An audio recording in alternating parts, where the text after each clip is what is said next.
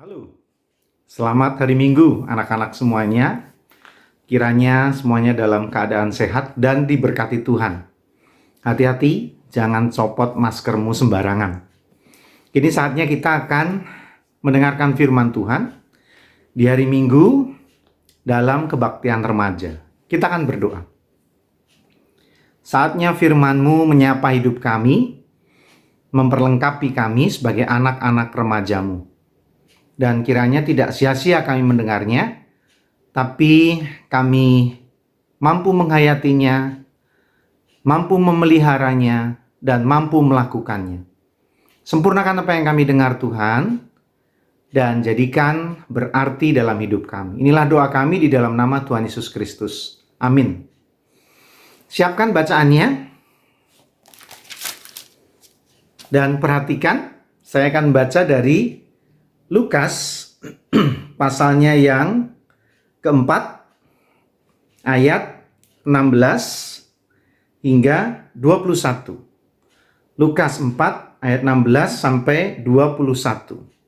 Firman Tuhan mengatakan, ia datang ke Nazaret tempat ia dibesarkan, dan menurut kebiasaannya pada hari Sabat ia masuk ke rumah ibadat, lalu berdiri hendak membaca dari Alkitab.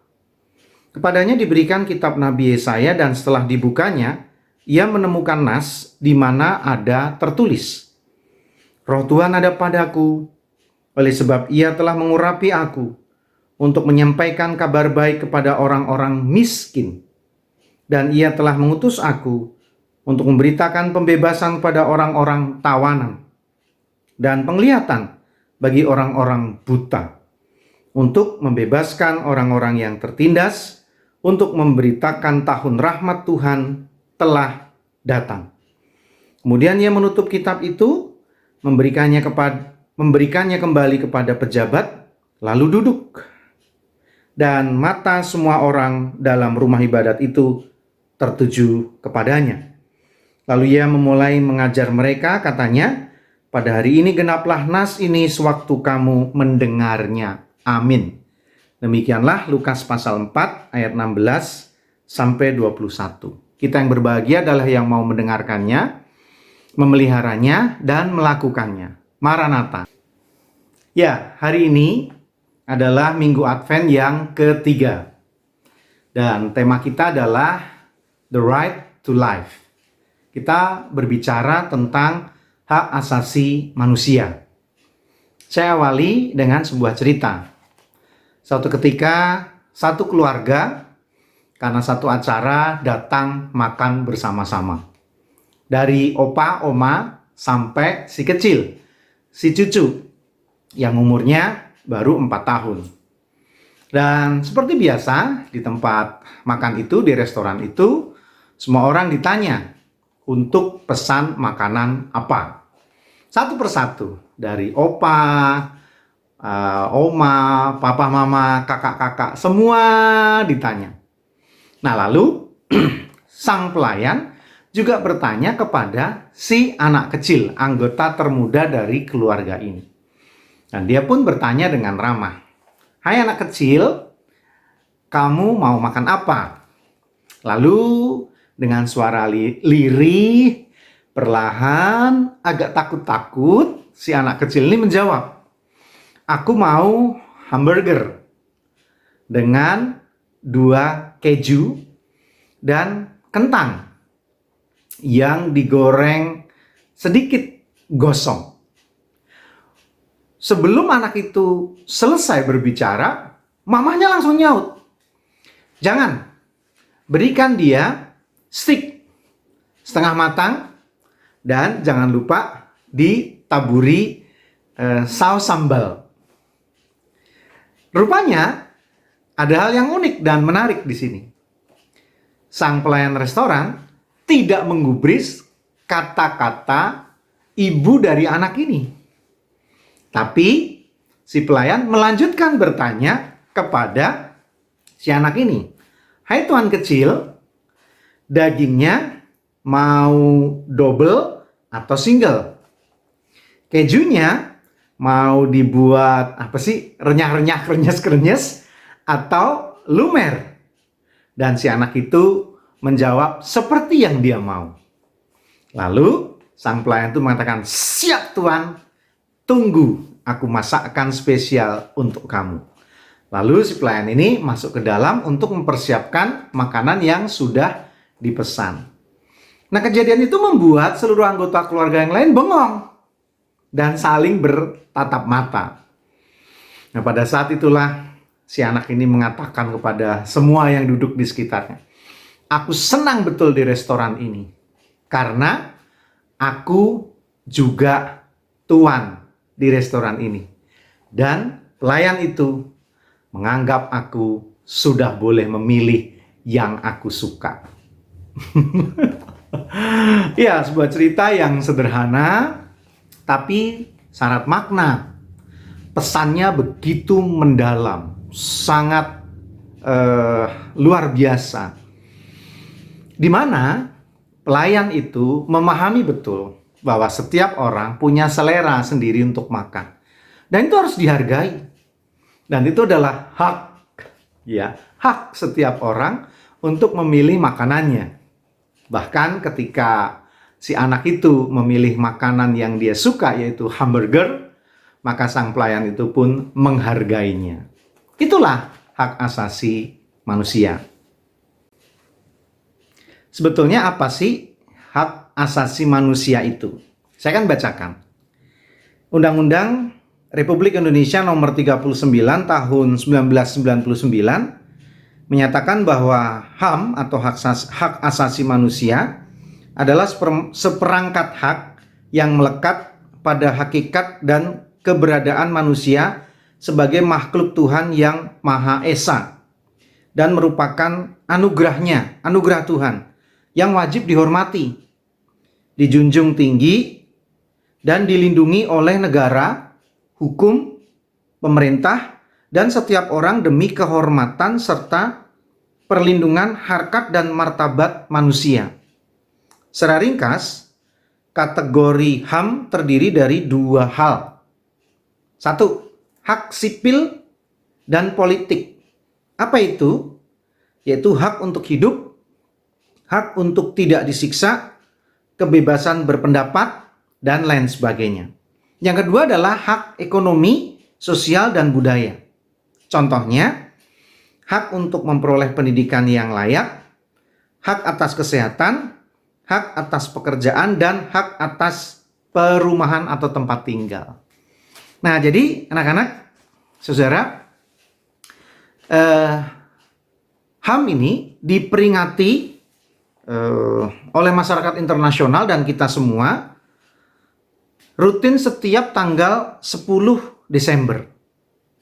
Ya, beberapa hari lalu, tanggal 10 Desember itu dipilih untuk mengenang hari diadopsinya Deklarasi Universal Hak Asasi Manusia tahun 1948 yang berisi 30 pasal aturan mengenai HAM. Nah, dengan adanya deklarasi itu, martabat jutaan orang terangkat dan landasan adanya dunia yang lebih adil telah diletakkan dan dimulai. Jadi, hak asasi manusia adalah urusan setiap orang yang ada di dunia ini dimanapun dia. Tidak ada satu orang pun yang boleh menginjak-injak hak asasi manusia sesamanya. Begitu juga aneh rasanya kalau ada orang yang diam saja ketika hak asasinya diinjak-injak oleh orang lain. Nah, lalu bagaimana firman Tuhan menanggapi hal itu? Nah, kita kembali ke bacaan kita dalam Lukas 4 ayat 16 sampai 21 tadi. Di sini diceritakan bahwa Tuhan Yesus sedang berkhotbah, mengajar. Dan dia memilih satu bacaan yang tertulis dalam kitab Perjanjian Lama, yaitu kitab Yesaya, yang isinya tertulis dalam ayat 18 dan 19 tadi. Nah, ini rupa-rupanya adalah kutipan dari Yesaya 61 ayat 1 sampai 2. Saya baca ulang. Roh Tuhan ada padaku oleh sebab Ia telah mengurapi aku untuk menyampaikan kabar baik kepada orang-orang miskin. Dan Ia telah mengutus aku untuk memberitakan pembebasan pada orang-orang tawanan dan penglihatan bagi orang-orang buta, untuk membebaskan orang-orang yang tertindas, untuk memberitakan tahun rahmat Tuhan telah datang. Jadi dalam bacaan kita ini, ayat 18 dan 19, ada 4 kelompok orang yang menjadi fokus Tuhan Yesus atau fokus bacaan pada saat itu. Yang pertama adalah orang-orang miskin, kemudian orang-orang tawanan, yang ketiga orang-orang buta, dan orang-orang yang tertindas. Empat-empatnya adalah gambaran dari orang-orang yang mengalami kesusahan, orang-orang yang sedang mengalami pergumulan, orang-orang yang sedang menghadapi persoalan. Mulai dari keadaan ekonomi sampai keadaan fisik. Apa maksudnya keadaan ekonomi? Jadi pada zaman itu yang namanya simpan pinjam atau berhutang itu sudah biasa. Nah, hanya ketika itu banyak orang, khususnya orang kaya, yang punya usaha bisnis bank pribadi, apa sih namanya ya? Ya, kira-kira kalau yang ada di sekitar kita ini adalah orang yang seringkali memberikan pinjaman, tapi bunganya tinggi banget, sampai nyekek. Ya, kita dengar istilahnya adalah rentenir. Nah, itu dia tuh, rentenir. Maksudnya sih bagus, mereka nolong, tapi gebuk. Nah, menolong tapi menindas, menolong tapi menyusahkan, menolong tapi akhirnya, kasihan. Karena nggak mampu bayar, sebab bunganya gede banget. Ada yang prakteknya gini. Jadi katakanlah kita pinjam 1 juta. Yang ditulis tuh 1 juta, hutangnya itu tertulis 1 juta. Oke? Lalu dihitung bunganya biasanya 10%. Nah, maka ditulislah hutangnya 11 juta. Langsung itu bunganya langsung dihitung. Flat, ya, 11 juta. Tapi uang yang diterima adalah 900.000. Itu prakteknya kayak begitu. Hutang 1 juta, ditulis 1.100.000, nerima uangnya hanya 900.000. Nah, jadi itulah cara kerja rentenir. Bahkan banyak rentenir-rentenir itu yang dalam memberi hutang bunganya nggak cuma 10%, bahkan bisa 30, bisa 40%, dan itu sangat kejam. Ya, kadang-kadang karena terpaksa orang membutuhkan, dia harus meminjam tapi akhirnya tercekek. Nah, pada zaman itu orang-orang yang nggak mampu membayar hutangnya itu kemudian diajukan ke pengadilan, dan hukumannya adalah kalau nggak dipenjara, dia akan menjadi budak bagi si orang kaya ini, gitu. Dan bisa diperjualbelikan. Orangnya ini diperjualbelikan sebagai budak. Itulah yang disebut orang-orang tawanan. Nah, yang lebih kasihan lagi adalah kalau orang-orang yang cacat secara fisik atau disabilitas. Sudah cacat secara fisik, kemudian dia tidak berpendidikan, penghasilannya rendah, terlilit hutang, maka dia akan mengalami kesusahan yang luar biasa. Sangat menderita hidupnya. Nah, Tuhan Yesus datang untuk mengabarkan kabar sukacita itu. Bahwa di dalam Tuhan, penderitaan semacam itu tidak akan terjadi. Di dalam Tuhan, penderitaan semacam itu bisa dilepaskan. Di dalam Tuhan, penderitaan semacam itu harus diakhiri.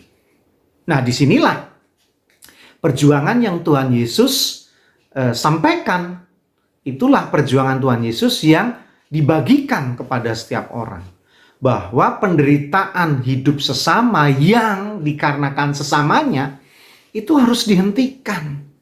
Itu harus di-stop. Dan ya walaupun itu tidak mudah, itu bukan perkara sederhana. Pasti banyak orang yang melawan, pasti banyak orang yang nggak setuju. Persis seperti judul bacaan kita yang dikatakan Yesus ditolak di Nazaret. Artinya banyak orang nggak setuju dengan dunia baru, tatanan baru, pemikiran baru, kehidupan baru yang Tuhan Yesus tawarkan. Karena jelas banyak orang yang kaya dan selama ini enak-enak saja hidupnya menjadi rentenir tadi, menikmati kekayaan dengan memeras sesamanya tadi, pasti penghasilannya akan menurun atau bahkan tidak boleh lagi ada orang yang melakukan hal yang semacam itu. Nah, disinilah sebetulnya Tuhan Yesus memperjuangkan sebuah hak asasi manusia, di mana orang miskin, orang bodoh yang tertindas itu harus menjadi perhatian oleh lingkungannya, oleh sesamanya. Apalagi tadi sudah miskin, tidak berpendidikan, disabilitas. Itu seharusnya mendapatkan pertolongan, bantuan dari negara, diberi perhatian oleh negara, dan dibantu oleh lingkungannya. Bukan malah dijadikan objek pemerasan. Sangat menderita hidupnya. Maka orang-orang semacam ini akan terus meratapi nasibnya, dan akhirnya mereka akan sampai kepada kesimpulan bahwa mereka adalah orang yang dilahirkan untuk menderita, dan ketika pikiran itu terus dia pelihara, pada akhirnya orang-orang semacam itu akan marah kepada Tuhan, akan membenci kepada Tuhan. Mereka akan menggugat dan bertanya, "Di mana Engkau Tuhan? Kenapa hidupku susah? Kenapa aku dilahirkan untuk menderita?" Dan seterusnya. Padahal, apakah Tuhan tega menghadirkan seseorang hanya untuk mengalami penderitaan? Sudah pasti tidak. Bukan itu tujuan Tuhan. Tuhan menghadirkan mereka untuk mendatangkan damai sejahtera, sukacita, kegembiraan dalam hidup orang tersebut. Tapi kalau sesamanya, orang di lingkungannya, keluarganya, pemerintahannya, tetangganya, orang-orang yang mengenalnya tidak mengerti tentang tujuan Tuhan, maka orang-orang yang miskin, tidak terpelajar, dan disabilitas tadi menjadi objek pemerasan yang tidak mengenal ampun. Maka kita harus menghentikan setiap tindakan keji dan melanggar hak asasi manusia itu dalam kehidupan ini. Dan kalian sebagai anak-anak muda, sebagai anak-anak remaja, coba pikirkan 20 atau 30 tahun yang akan datang. Ketika kalian sudah mulai dewasa, ketika kalian sudah mulai menyelesaikan studi tertinggi kalian di perkuliahan misalkan, dan mulai memasuki dunia pekerjaan. Pertanyaannya, apakah orang-orang yang miskin, bodoh, dan disabilitas tadi adalah menjadi orang-orang yang kalian prioritaskan untuk ditolong, untuk ditopang? Kalian adalah orang-orang yang membuat keputusan agar orang-orang semacam ini mendapatkan kemudahan-kemudahan. Dan sekali lagi, jangan biarkan ada penindas, pemeras-pemeras yang ngerjain mereka, yang menjadikan mereka objek pemerasan itu, diperas sampai kering. Dan itu sebuah penderitaan yang luar biasa. Jadilah agen-agen hak asasi manusia. Karena ke depan nanti orang-orang yang jahat itu nggak pernah habis. Orang-orang yang jahat itu nggak akan zero atau nol, selalu ada.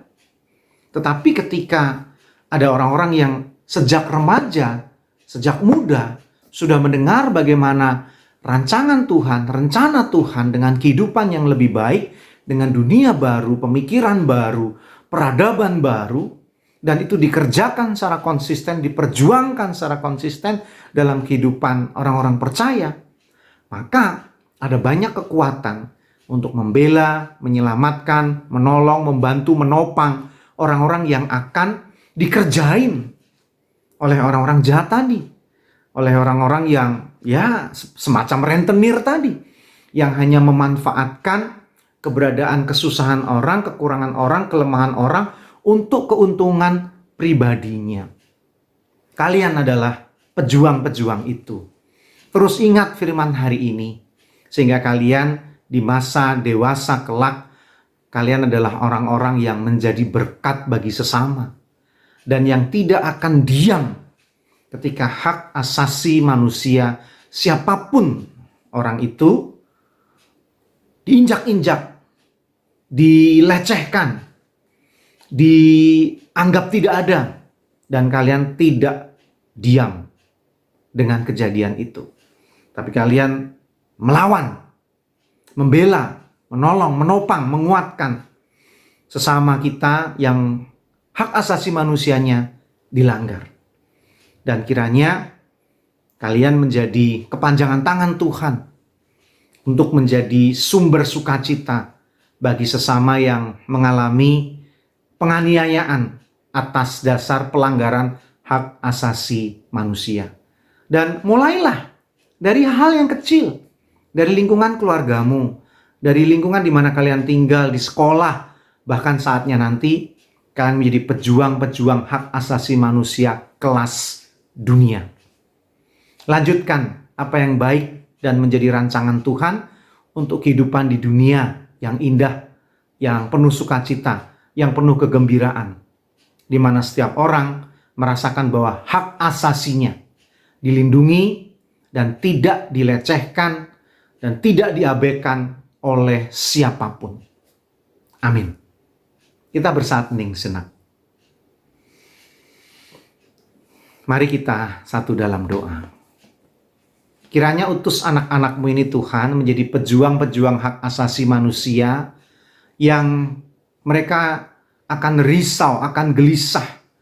Bahkan mereka akan menjadi pejuang-pejuang yang siap mengorbankan dirinya ketika hak asasi manusia sesamanya dilecehkan dan diabaikan. Perlengkapi mereka dengan kemampuan dan keterampilan untuk menjadi pejuang-pejuang hak asasi manusia. Dan bukannya sebaliknya, mereka adalah pelaku kejahatan atas hak asasi manusia. Utus mereka menjadi kepanjangan tangan-Mu Tuhan, menghadirkan sukacita, kegembiraan dalam kehidupan ini. Dan itu akan mereka mulai di lingkungan keluarga mereka, lingkungan mereka tinggal, di sekolah, dimanapun mereka berada. Pada akhirnya mereka akan menjadi pejuang-pejuang hak asasi manusia kelas dunia. Berkati hidup anak-anak-Mu ini Tuhan, di keluarga dan rumah tangganya. Berkati kedua orang tuanya, agar selalu dalam keadaan baik, dan Engkau berikan kecukupan rezeki berkat, sehingga apa yang mereka butuhkan dapat terpenuhi. Dan ketika mereka masih menjalani sekolah secara online, Tuhan berkati, sehingga mereka mampu menyerap banyak ilmu pengetahuan, walaupun dengan cara online. Dan masa depan mereka lebih cerah bahkan dari kami. Dan yang lebih penting lagi, ketika mereka menghadapi ujian-ujian, mereka tetap jujur. Dalam evaluasi belajar, mereka tetap jujur dan melakukan yang terbaik. Terus jaga kesehatan mereka, dan agar mereka pun bersedia menjaga kesehatan sesamanya. Karena di usia remaja mereka, fisik begitu kuat, imun mereka begitu baik, sehingga ketika terpapar COVID, mereka seringkali menjadi OTG, orang tanpa gejala. Tapi sebetulnya membahayakan bagi sesamanya yang memiliki penyakit bawaan, sehingga mereka bisa menjadi carrier atas kuman itu, atas virus itu. Maka Tuhan berkati mereka dengan hikmat-Mu, agar mereka tetap bersedia berada di rumah dan menjaga kesehatan mereka. Tolong kehidupan kami selalu Tuhan, khususnya terkait COVID ini, agar segera lalu dan kami boleh melewati dengan baik sampai saatnya nanti kami boleh bertemu kembali, beribadah kembali di gereja. Kami sungguh merindukan hal itu. Dan kiranya Engkau memberkati kehidupan kami dari kini sampai selama-lamanya. Inilah doa kami di dalam nama Tuhan Yesus Kristus, Juru Selamat kami yang hidup. Amin. Anak-anak, saudara, ada pengumuman penting nih, pengumuman penting. Buat kalian yang sudah CD, jangan lupa tanggal 31 Desember jam 7 malam, 31 Desember jam 7 malam, akan diadakan perjamuan kudus secara live streaming. Oke, ikuti perjamuan kudus itu walaupun di rumah bersama dengan keluarga. Atau kalau kalian belum CD, tapi ada oma, ada opa, ada kakek nenek yang tidak bisa membuka YouTube, bantu mereka, tolong mereka agar bisa mengikuti perjamuan kudus tutup tahun pada tanggal sekali lagi 31 Desember jam 19.00 atau jam 7 malam. Jangan lupa ya. Tuhan berkati, selamat hari Minggu, selamat memasuki Minggu Advent yang ketiga.